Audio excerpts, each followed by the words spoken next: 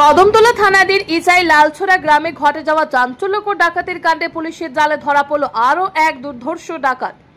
অভিযুক্তের বাড়ি থেকে উদ্ধার হয়েছে ডাকাতির সময় ব্যবহৃত বিএসএফ জওয়ানের ইউনিফর্ম, মোবাইল ফোন, নগদ টাকা, ধারালো অস্ত্র এবং চুরি যাওয়া অন্যান্য সামগ্রী। প্রথমে পুলিশ তদন্তে নেমে সন্দেহের ভিত্তিতে কম্পু শুক্লা দাস বয়স 28, যার বাড়ি দক্ষিণ হুড়ুয়া 1 নং ওয়ার্ড এলাকা, এবং জমির আলী বয়স 47, যার বাড়ি দক্ষিণ কদমতলা 7 নং ওয়ার্ড এলাকায় তাদেরকে আটক করে জিজ্ঞাসাবাদ চালানো হয়।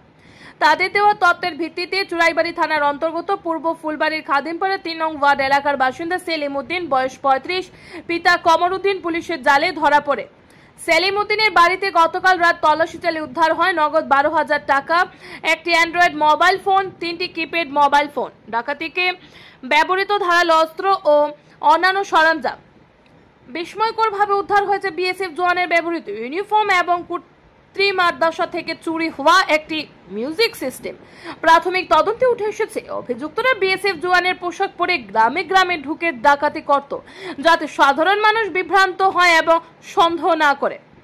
পুলিশ জানিয়েছে এই ডাকাত দলের সঙ্গে আরও রাজ্যের ও বহিরাজ্যের কিছু কুখ্যাত অপরাধী জড়িত রয়েছে। ধৃতকে রিমান্ডে এনে জিজ্ঞাসাবাদ করে গোটা চক্রটিকে চিহ্নিত করার চেষ্টা চলছে। Bureau report RA. ধর্মনগর। গত 26/7/2025 তারিখ রাত্রেবেলায় 1টা থেকে 3টার মধ্যে আমাদের ইছাই লালছড়ায় একটা বাড়িতে একটা রবারি হয়েছিল। 4-5 জন মানুষ তার বাড়িতে ঢুকে সুব্রত কমরেশ ওনার বাড়িতে ঢুকে কিছু সোনালঙ্কার, কাপড় চোপড়, ওনার গ্যাস, টাকা, মোবাইল ফোন এগুলি তারা নিয়ে যায় রবারি করে। পরবর্তী সময়ে আমরা একটা কেস রেজিস্টার করি, যা কদমতলা কেস নাম্বার 41 নাম্বার। তো যথারীতি আমরা একটা কেস নিয়ে তদন্ত শুরু করি। তদন্ত চলাকালীন আমরা সাসপেক্টেড কিছু মানুষ 2 জনকে আমরা অ্যারেস্ট করি, যাদের নাম হচ্ছে জামির উদ্দিন সাউথ কদমতলার এবং কাপু শুক্লা দাস সাউথ ফরুয়া। তাদের ইন্টারোগেশনের উপর ভিত্তি করে আমরা আরেকজন লোকের সন্ধান পাই, খুবই সাসপেক্টেড, এবং তার নাম হচ্ছে সেলিম উদ্দিন। আজকে তার বাড়িতে আমরা রেড করি এবং তার বাড়ি থেকে আমরা প্রচুর পরিমাণে যে রবারির সময় যে সমস্ত অস্ত্রপাতি ইউজ করা হয়েছিল সেগুলি আমরা সিজ করি।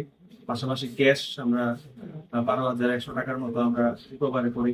একটা মিউজিক সিস্টেম আমরা রিকভারি করি, যেটা কৃত্রিম মাদ্রাসা থেকে কিছু টাকা চুরি হয়েছিল, এবং চুরি যাওয়া কিছু শাড়ি এবং বিএসএফ এর ড্রেস আমরা সিজ করি। তো দীর্ঘদিন মানুষের কমপ্লেইন ছিল বিভিন্ন জায়গায় যে আমাদের এরিয়ার মধ্যে যে বিএসএফ এর ড্রেস পরে রাত্রিবেলায় ডাকাতের উঠেছে, 4-5 জন লোক তাদেরকে ভয়ভীতি দেখায় এবং ডাকাতি করে।